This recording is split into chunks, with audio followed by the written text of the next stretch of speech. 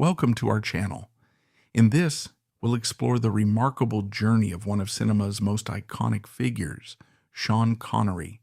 From his humble beginnings in Fountain Bridge, Edinburgh, to the glory of his James Bond days, and ultimately to the personal challenges he faced in his final years.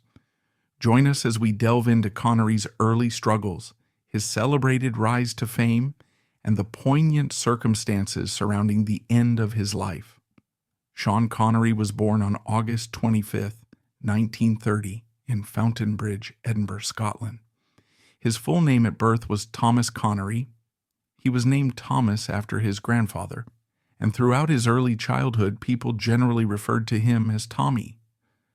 Later on, as a teenager, he became more widely known as Big Tom, not only because of his rapidly increasing height, which had him tower at 6 feet 2 inches, 188 centimeters, by the time he was 18, but also because of his strong, confident demeanor that began to emerge even before he reached adulthood.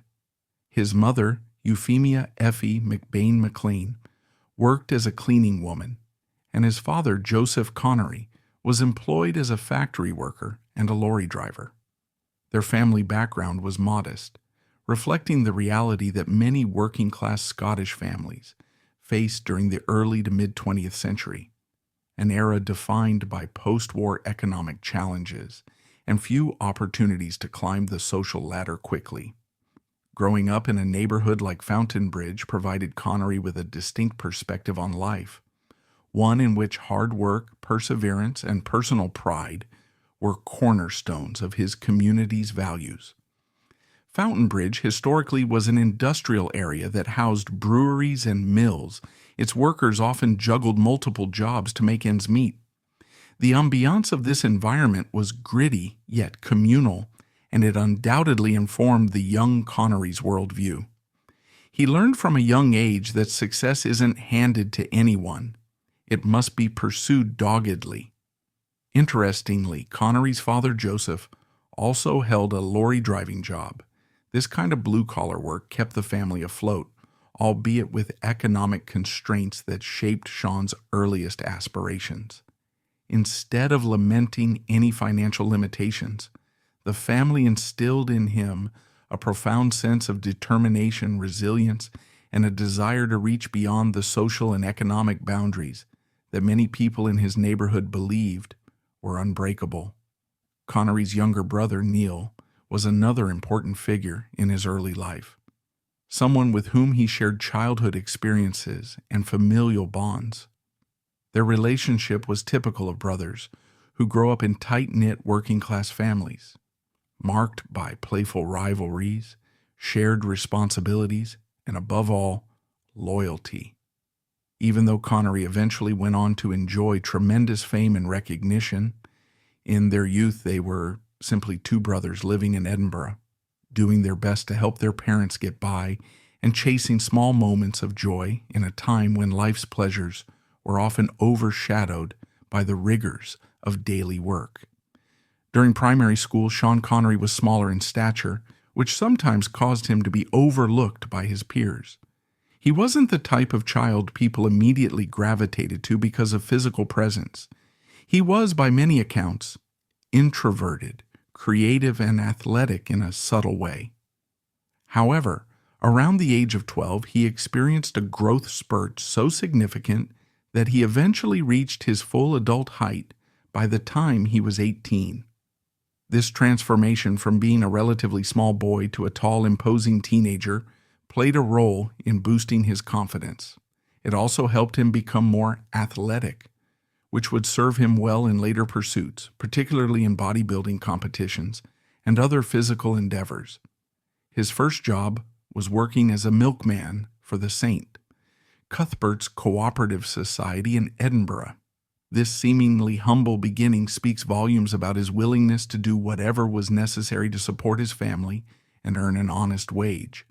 Waking up early every morning to deliver milk, walking or cycling through the often chilly streets of Edinburgh, taught him discipline. This commitment to maintaining a strict schedule and fulfilling a community's daily needs, even if the work wasn't glamorous, foreshadowed his later professional ethos.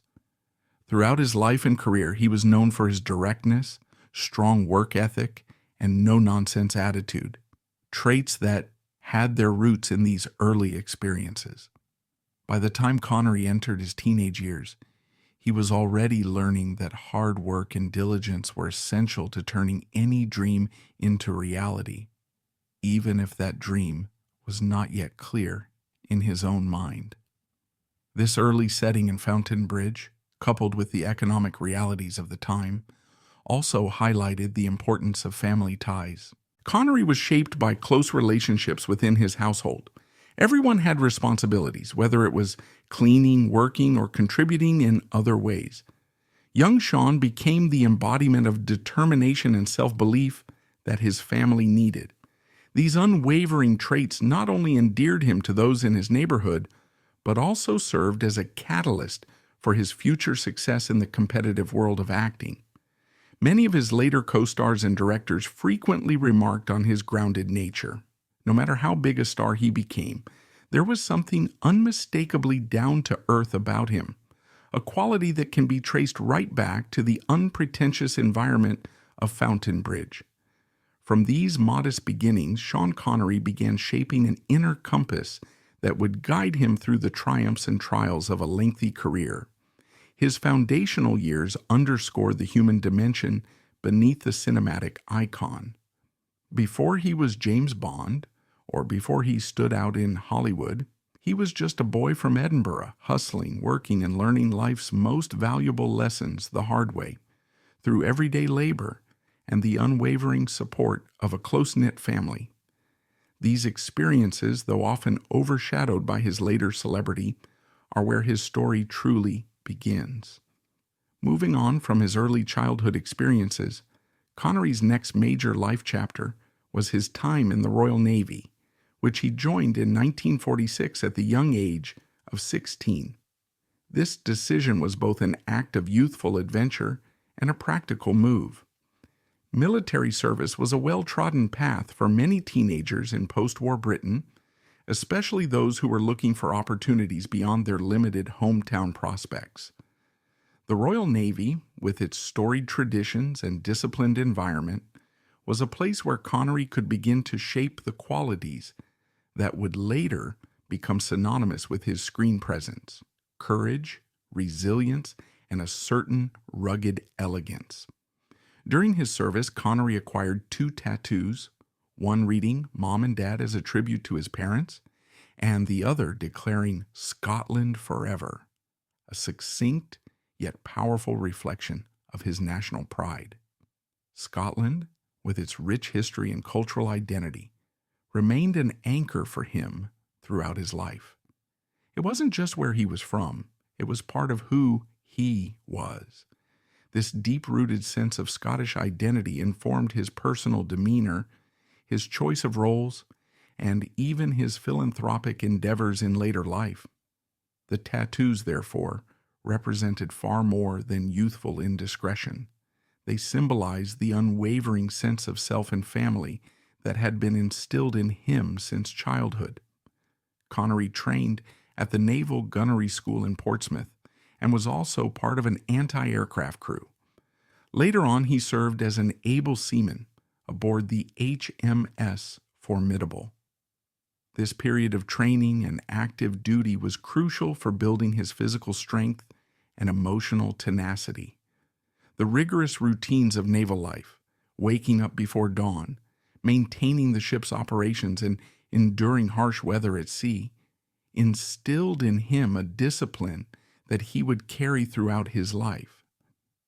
Many who have served in the Royal Navy speak of the camaraderie, the shared hardships, and the sense of unity that forms among crewmates.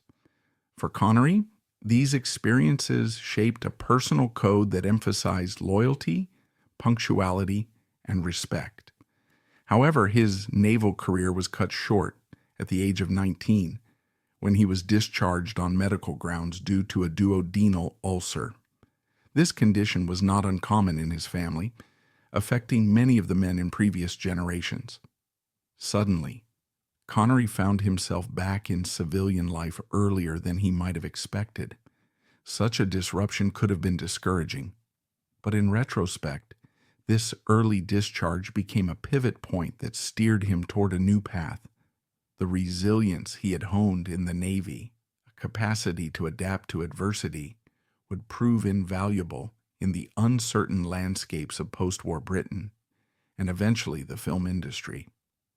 During his time in service, he had also learned about teamwork under pressure. The Naval Gunnery School environment, where recruits often faced simulated combat scenarios, required quick thinking and unwavering composure. These experiences nurtured qualities that later lent authenticity to the composed, unflappable demeanor he famously brought to the screen, particularly in high-pressure action sequences as James Bond or other cinematic heroes. The Navy chapter of his life is sometimes overlooked in superficial accounts of Connery's biography, but it was unquestionably a formative period that welded together discipline, physical fortitude, and a renewed sense of direction. In many ways, the Navy was a testament to Connery's willingness to step into the unknown. This sense of curiosity and adventurousness would become a hallmark of his life choices, from selecting daring film roles to publicly speaking his mind on social and political issues. It is also worth noting that the structured environment of the Royal Navy, with its clear hierarchies and demanding schedules, gave Connery a sense of stability during his formative years. That structure and the camaraderie he experienced remained an internal framework he would often reference, both privately and in interviews. Once he left the Royal Navy, he was armed not just with military training, but with a newfound determination to explore life's possibilities beyond what Edinburgh or the Royal Navy had to offer. After all, he had proven to himself that he could handle discipline and overcome challenges. Now, it was time to see what else the world had in store for him. While he didn't know it at the time, this departure marked the beginning of a winding journey into the entertainment world, an odyssey that would see him grow from an underemployed ex-serviceman to an international icon known for both his suave charisma and formidable acting skill. Afterward, he returned to the co-op, then worked as, among other things, a lorry driver, a lifeguard at Portobello swimming baths, a laborer, and an artist model for the Edinburgh College of Art. After a suggestion by former Mr. Scotland Archie Brennan, he even worked as a coffin polisher. The modeling earned him 15 shillings an hour. Connery began bodybuilding at the age of 18, and in 1951 trained heavily with Ellington, a former gym instructor in the British Army. He was third in the 1953 Mr. Universe contest. Connery said he was soon deterred from bodybuilding when he found out that Americans frequently beat him in competitions because of sheer muscle size, and unlike Connery, refused to participate in any athletic activity that could make them lose muscle mass. In the 1950s, seeking to supplement his income, Connery helped out backstage at the King's Theatre in late 1951. During a bodybuilding competition held in London in 1953, one of the competitors mentioned that auditions were being held for a production of South Pacific, and Connery landed a small part as one of the Seabees' chorus boys. During this production at the Opera House Manchester, over the Christmas period of 1954, Connery developed a serious interest in theater through American actor Robert Henderson. Henderson urged him to take elocution lessons and got him parts at the Maida Vale Theatre in London. He had already begun a film career, having been an extra in Herbert Wilcox's 1954 musical Lilacs in the Spring alongside Anna Neagle. During his time at Oxford Theatre, Connery won a brief part as a boxer in the TV series The Square Ring before being spotted by Canadian director Alvin Rakoff, who gave him multiple roles in The Condemned, shot on location in Dover in Kent. In the late 1950s, he acted in a number of films, including Requiem for a Heavyweight, 1956, Hell Drivers, 1957, Another Time, Another Place, 1958, and Darby O'Gill and the Little People, 1959. He also had prominent television roles in Rudolph Cartier's 1961 productions of Adventure Story and Anna Karenina for BBC television, the latter of which he co-starred with Claire Bloom. Also in 1961, he portrayed the title role in a CBS television film adaptation of Shakespeare's Macbeth, with Australian actress Zoe Caldwell cast as Lady Macbeth. Connery's breakthrough came in the role of British secret agent James Bond. Between 1962 and 1967, he played 007 in Dr. No, From Russia with Love, Goldfinger, Thunderball, and You Only Live Twice, the first 5 Bond films produced by Eon Productions. After departing from the role, Connery returned for the 7th film, Diamonds Are Forever, in 1971. He made his final appearance as Bond in Never Say Never Again, a 1983 remake of Thunderball produced by Jack Schwartzman's Talia film. All 7 films were commercially successful. James Bond, as portrayed by Connery, was selected as the 3rd greatest hero in cinema history by the American Film Institute. While making the Bond films, Connery also starred in other projects such as Alfred Hitchcock's Marnie, 1964, and Sidney Lumet's The Hill, 1965, which film critic Peter Bradshaw regards as his 2 great non-Bond pictures from the 1960s. Having played Bond 6 times, Connery's global popularity was such that he shared a Golden Globe Henrietta Award with Charles Bronson for World Film Favorite Male in 1977-1972. He appeared in John Huston's The Man Who Would Be King, 1975, opposite Michael Caine, portraying 2 former British soldiers who set themselves up as kings in Kafiristan. In 1976, he played Robin Hood in Robin and Marianne, starring opposite Audrey Hepburn, who played Maid Marianne. Film critic Roger Ebert, who had praised the double act of Connery and Caine in The Man Who Would Be King, also praised Connery's chemistry with Hepburn.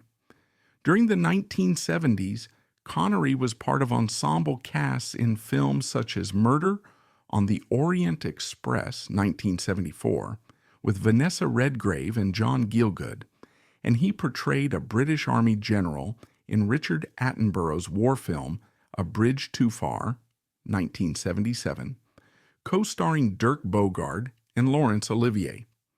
Connery agreed to reprise Bond as an aging Agent 007 in Never Say Never Again, released in October 1983. The title, contributed by his wife, refers to his earlier statement that he would never again return to the role. Although the film performed well at the box office, it was plagued by production problems, strife between the director and producer, financial difficulties, and attempts by the Fleming estate trustees to halt the project. During filming, Connery's wrist was broken by fight choreographer Steven Seagal. As a result of his negative experiences, Connery became unhappy with the major studios and did not make any films for 2 years. Following the successful European production, The Name of the Rose, 1986, for which he won a BAFTA award for Best Actor, Connery's interest in more commercial material was revived. His later films included several box office and critical disappointments such as First Night, 1995, Just Cause, 1995, The Avengers, 1998, and The League of Extraordinary Gentlemen, 2003. However, he received positive reviews for his performance in Finding Forrester, 2000. He also received a Crystal Globe for outstanding artistic contribution to world cinema. When Connery received the American Film Institute's Lifetime Achievement Award On the 8th of June 2006, he confirmed his retirement from acting. Connery's disillusionment with the idiots now making film in Hollywood was cited as a reason for his decision to retire. Beyond the film sets and global premieres, Sean Connery's personal life was marked by both triumphs and controversies.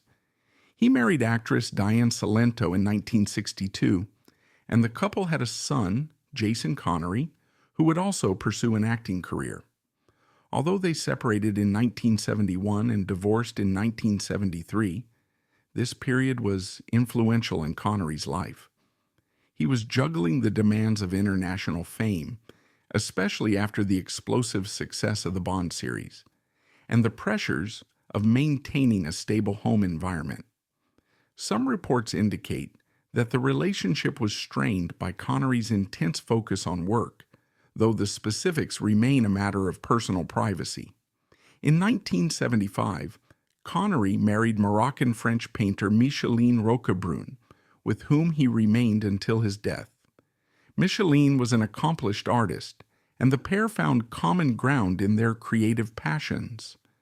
Their relationship offered Connery a sense of stability later in life, and he often spoke warmly of her support. They lived in several locations over the years, including the Bahamas, Marbella in Spain, and occasionally returned to Scotland, though Connery also had a famously contentious relationship with certain Scottish political institutions. Nevertheless, his attachment to Scotland as a cultural and spiritual homeland never wavered. Connery's personal convictions included strong political sentiments, especially regarding Scottish nationalism. He was an outspoken supporter of the Scottish National Party, SNP, and advocated for Scottish independence. Despite his permanent residence abroad, he was known for contributing financially to SNP campaigns, sparking debate about his perceived role in Scottish politics, while he enjoyed a tax-exempt status elsewhere. Critics questioned whether he should promote a political stance from outside the country, while supporters viewed him as an emblem of Scottish pride. On a more personal note, Connery's life was not without controversy. Some allegations of domestic violence and remarks he made in interviews about striking women stirred public debate. These statements conflicted with the polished, heroic image many had of him from his film roles. Over time, he varied his comments in interviews, sometimes clarifying or retracting earlier statements. But the controversy left a mark on his public image, particularly in later decades, as societal attitudes around these issues grew more sensitive and informed. Still, for many, Connery's private side remained largely hidden from view. Close friends and family described him as protective of his personal life, quick-witted, and deeply loyal. He donated generously to educational institutions, especially those aimed at underprivileged youth in Scotland, a gesture that underscored his commitment to giving others the opportunities he had once struggled to find. These philanthropic efforts, often quiet and unpublicized, revealed a man who hadn't forgotten his humble beginnings in Fountainbridge. Taken as a whole, Connery's personal life was as multifaceted as his on-screen career. He experienced love, divorce, remarriage, political controversy, and personal evolution. He cherished his Scottish roots while also finding sanctuary in places like the Bahamas, far from the chaos of Hollywood. This tapestry of personal experiences often influenced the roles he chose and the public stances he took, making him one of the more intriguing and sometimes contradictory figures in modern cinema. On October 31, 2020, Connery passed away in his sleep at his home in the Lyford Cay community of Nassau, in the Bahamas. He was 90 years old. The immediate cause of death was not officially disclosed, but his son Jason later revealed that Connery had been unwell for some time. His wife, Micheline Roquebrune, confirmed that he had been suffering from dementia in his final years. In accordance with his family's wishes, Connery was cremated and his ashes were scattered. Though his final years were marked by declining health, Connery's legacy endures in the pantheon of cinematic greats. Polls and accolades accumulated throughout his life underscore the magnitude of his impact. In 1989, he was voted the greatest living Scot, an homage to his cultural standing in his homeland. That same year, People magazine declared him the sexiest man alive, illustrating the lasting global appeal he retained even decades after first charming audiences as James Bond. A decade later, at age 69, he was declared the sexiest man of the century, further cementing the notion that his star power transcended generations and typical standards of youthful beauty. Yet the essence of Connery's legacy extends far beyond magazine covers. Throughout his career, he exhibited a remarkable willingness to take risks, whether by accepting challenging roles in films like The Hill or by stepping away from the Bond franchise at the height of its popularity. He managed to redefine what it meant to be a leading man, blending rugged physicality, sharp intelligence, and emotional depth. In doing so, he influenced an entire generation of actors, many of whom cite Connery's performances as a masterclass in presence and subtlety. In the broader cultural context, Connery's portrayal of James Bond etched itself into the collective imagination, setting a benchmark for all subsequent Bond actors. The franchise has continued with various interpretations, from Roger Moore's lighter touch to Daniel Craig's grittier realism. But Connery remains the yardstick against which every new portrayal is measured. Outside Bond, his diverse filmography reminds us that he was equally adept at comedy, drama, and everything in between. The Man Who Would Be King, The Untouchables, and Indiana Jones and the Last Crusade are but a few examples that highlight his versatility and lasting influence on popular culture. His personal story, rising from a working-class background in Fountain Bridge, serving in the Royal Navy and working odd jobs until he found his true passion, resonates with anyone striving to break barriers. Connery's journey epitomizes the notion that success demands perseverance, resilience, and a willingness to seize the moment when it arrives. His philanthropic efforts, particularly for Scottish youth, alongside his fervent political stances, demonstrate a life lived with conviction, pride, and the occasional controversy that comes with speaking one's mind. Thank you for watching our video. Though his final years were marked by declining health, his legacy endures through his unforgettable roles and timeless contributions to film. We hope this tribute has shed light on both his extraordinary accomplishments and the personal hardships he quietly endured. If you found this video insightful, please consider liking, sharing, and subscribing for more stories of Hollywood's greatest legends.